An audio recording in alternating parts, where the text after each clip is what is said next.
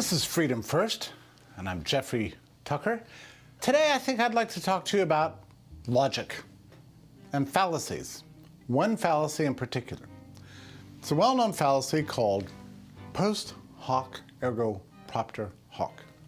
That's Latin, and it means after this, therefore, because of this. Oh, it's not a principle, as some people say. It's not a principle. The principle of post hoc ergo propter hoc. No, it's not a principle. It is a fallacy. You cannot conclude that just because something comes after something else, that first thing caused the second thing. The most classic example of the post hoc ergo propter hoc fallacy is the rooster and the sunrise. All right, just to illustrate the point. The rooster crows, the sun comes up. You might think, wow, that rooster is causing the sun to come up. And you see it every day, every day. The crowing of the rooster, the sun rising, you conclude that one causes the other. And the association's very tight in your mind, you know, from childhood. Wow, where's that rooster? Well, he's causing the sun to come up. That's it. It's not, I mean, it sounds crazy to us, maybe. We laugh, say, oh, that's silly. But actually, it's not entirely nuts. It kind of makes sense in a way. And if somebody comes along and says, well, let's test it. Let's get rid of the rooster and see if the sun still comes up. Well, is that going to work? Not necessarily. What if there's a rooster a couple miles down the road that you can't hear that is causing the sun to go up? You see, once you get a theory of cause and effect in your mind, it's very difficult to dislodge your mind of that and believe anything else. It's just necessarily true. The post hoc ergo propter hoc fallacy is a very common one in all of science. In fact, most of science couldn't even work without it. A lot of science consists of gathering data about some variable and looking at some result through some variable and connecting the two through statistical methods. This is a process that's very much fraught with error. You can't say that just because such and such happened, therefore it caused the following thing. I tell you, over the last several years, we've seen an unbelievable explosion in the post hoc ergo propter hoc fallacy. In fact, I don't know, 75%, 90%, 99% of most studies on COVID are dealing and trading in this fallacy. I remember early on in the pandemic, you would see things like, oh, look, mitigation efforts in California became very strict. They kicked everybody off the beaches and not let anybody meet in homes. You can't go to church. Everybody's staying in their homes. They have stay-home orders. And look, the cases are down. See, the cases are down. So the mitigation is working. You see the fallacy at work here? One thing happens, and then another thing happens. You think one caused the other. There's a number of problems with concluding that. I mean, one of which is that we actually had no idea what the cases were. Now, even I was fooled by this, right? I mean, I would go online. We've all become skeptical of basically everything in the meantime, and also all of us were a little bit naive in those days. I mean, I didn't think myself naive, but I kind of believed things I shouldn't have believed. One of the things I believed was that the charts on cases were somehow accurate. Why did I think that? Why did I think you could look at a wine on a website and think that that was an accurate reflection of infections? I mean, there's a number of contingencies here. Are you testing enough people to know that? In what area? Is it all areas? Is it all over the state of California? Is it just in one area and extrapolate it out? What tests are you using? PCR tests are famously full of inaccurate information. They test for the presence of a virus, not an infection, not a case. I mean, why do we think this chart had anything to do with anything? And then you had the reporting problems. The test results had to go to the government, and the government had to report it back to the CDC, and the CDC distributed it out to all the websites. I mean, there's a lot that could go wrong in that process. Those numbers were just ridiculous. They fooled even me. I mean, I can't, looking back at it, I can't believe I believed this stuff. I guess I wasn't cynical enough or something. Anyway, even if you posit that the cases were correct, the case accounts were correct, and that the lines were correct, do we know for sure they're caused by mitigation? No, of course not. I mean, may have had no effect whatsoever. Mitigation efforts may have no effect whatsoever. In fact, we know for sure now, looking back, that we know that it didn't. It's hard to find any evidence of any consistent relationship between virus spread and mitigation efforts. We just can't find it. I mean, we've been at work at this for 4 years and seen too many anomalies. Anyway, it was a post hoc ergo propter hoc fallacy. Another example of this would be, you remember after the vaccine came out, many people were still confessing online, many famous people. Oh, I just wanted to let you know that I've gotten COVID. My case is mild. I'm so grateful for the vaccine, because if it weren't for the vaccine, it would have been worse. I'm sorry, but there's no way you can know that. Just because you had a mild case doesn't mean the vaccine caused your mild case, all right? That's post hoc ergo propter hoc fallacy. It's just simply untrue. Or it might be true, but just saying that one thing followed another thing didn't cause it to be true. You might have had a mild case in any case. You may never have gotten COVID, or you might have gotten COVID and not known it. You would have been even more mild. So there's no way to know this. There's just, people are saying crazy things every single day. Or the case of the masks were another similar thing. Oh, look, they put on masks, oh, cases went down. Well, okay. I remember one famous study claiming that was very careful in the selection of dates. It cut off the dates before and after to make it look as if that were true, but if you extended the graph to the left a little bit and to the right a little bit, you found cases exploding even with the masks. So that's not true either. I'm just telling you, my friends, so much of the science over the last 4 years has come out that have been trafficking in fallacy. It's not just infectious disease and COVID.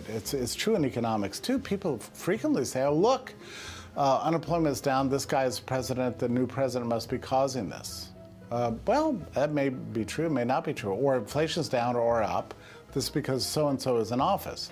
That may not be true. The things that's actually causing the economic effect may trace back to the previous administration, or may have nothing to do with the president whatsoever and is entirely under the control of the Federal Reserve. Just because something happened at the same time as something else, or something happened right before something else, doesn't mean that the cause of it. Now, just to illustrate just how important this fallacy is, I've been thinking a lot about medicine recently, because I think my impression is that practical medicine is just replete with this problem. I was reading about the history of bleeding, for example. Okay, so we know now, at least we think we know, that bleeding was a really bad idea that injures the chance of recovery for the sick person. If that's true, why was it practiced for so many centuries, all the way up to the 19th century, even the late 19th century? Why was bleeding such a common experience? It was because of the post hoc ergo propter hoc fallacy. There was a theory. The theory was that disease is caused by bad humors. Humors are in the blood. So if you get rid of the bad humors, then you get rid of the disease. And very often, what would happen was the person would get sick, you would bleed them, and then they'd get well. It worked. Cured. You see how this works? Once you believe that, you have a theory to back it, you have the empirical reality in front of you, nothing's going to dislodge it for centuries. Regular medical doctors bled people based on this fallacy. Now, the whole time, you had homeopathic and naturopathic doctors, other people in the medical profession, screaming. This went on all the way up until the 1910s, screaming that bleeding people was bad for health. This is not a good way to cure patients. You're taking away the life from them. The disease wasn't in the blood. Draining the blood is not going to cause it to go away. You need to quit these kind of invasive, insane medieval practices. But the profession wouldn't listen. They had a theory, and they had what seemed to them the empirical reality. This causes that. Even though they were completely wrong, nothing could dislodge them from that view. We do well to think about all the ways in which we're afflicted with this problem. I think about this all the time concerning antibiotics. You've been there. You know the story. Let's say you get a little under the weather, get a sinus infection, and we habitually call the doctor. We don't want to wait. Why not get better now? And the doctor's on a hair trigger. These days, the Zoom doctors, you can go into the doctor. Oh, here's your prescriptions. Spend money. Get your antibiotics. Get this, this, this, and this. Okay, slog to the CVS. Here's my prescription. Here's my hundreds of dollars. Come home, take all the pills, and then 2 or 3 days later, you're better. And that becomes a habit. It just becomes a habit for us. And we think one thing causes the other. The doctor makes us well. What if it's not true? What if it's not true? Now, I'm not going to give any medical advice here at all. I'm not in any sense qualified. But I do want to tell a quick story about ear infections to illustrate the point. So when I was a kid, I got a lot of ear infections. My mother was of that generation, you know, God bless her, I love her dearly, but she was of that generation that trusted antibiotics and trusted doctors. And I would go to the doctor and always got an ear infection, here's your antibiotics. I remember, I have the vaguest memory of my grandmother using oil in ears. Why not just put a little mineral oil in his ear? That would probably fix it. Well, I remember that much later and noticed that more and more people using this method. And I found it in a home remedy book that you can use a little bit of mineral oil instead of antibiotics. And I just got curious about it the other day and began to investigate this a little bit more. Well, it turns out the normal mainstream medicine says, oh, no, don't use oil in the ears. You should always use antibiotics. Well, I found a study from 2003 in the journal Pediatrics that was conducted by naturopaths, people who believe in herbal cures and things like that rather than pharmaceuticals. And they took several hundred kids, this is over a long period of time, with ear infections, gave them an herbal oil in their ear and amoxicillin, an antibiotic, and then an equal number on the other side and gave them just the herbal oil in their ear. In the end, they came up with the following conclusion. There was no difference in the recovery rates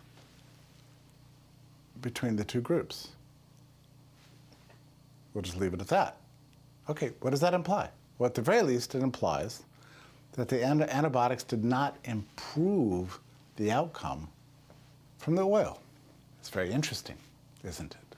So it's very possible, in a lot of the study, and it's just one study, and maybe there's many more, I don't know the literature that well, but it's very possible that our perception that antibiotics are essential for ear infections, inevitably followed by, not inevitably, but very often followed by tube replacement and other medical procedures, is an example of the post hoc ergo propter hoc fallacy. We gave them meds, they got better, the meds is what caused it. Maybe not. We need to get a little more precise with this. Another good example of this is vaccine injury. Now, quite often you will see people claiming that a connection between vaccines and autism is an example of the post hoc ergo propter hoc fallacy. Vaccines, my kid has autism, vaccines cause the autism. And that would be indeed an example of the post hoc ergo propter hoc fallacy. Now, that's not to say the vaccines didn't contribute to the autism. It's only to say that saying one thing came before the other thing is not absolute proof of that. But you see, this cuts both ways, right? I mean, if people are saying vaccines are the greatest public health creation in human history, because look at this graph, polio went away, smallpox went away, measles went away, chickenpox went away thanks to the vaccines. You know, it's possible that maybe all these diseases had already obtained herd immunity and exposure, and the human immune system just got better at dealing with them over time through a variety of other circumstances. And indeed, if you look at the history of vaccines, you see that in every case when the vaccine came along, the disease was already on the decline. So you could just easily say that the wild claims about the effectiveness of not just the COVID vaccine, but all vaccines, is insanely exaggerated due to the post hoc ergo propter hoc fallacy. And I'm not saying that's true.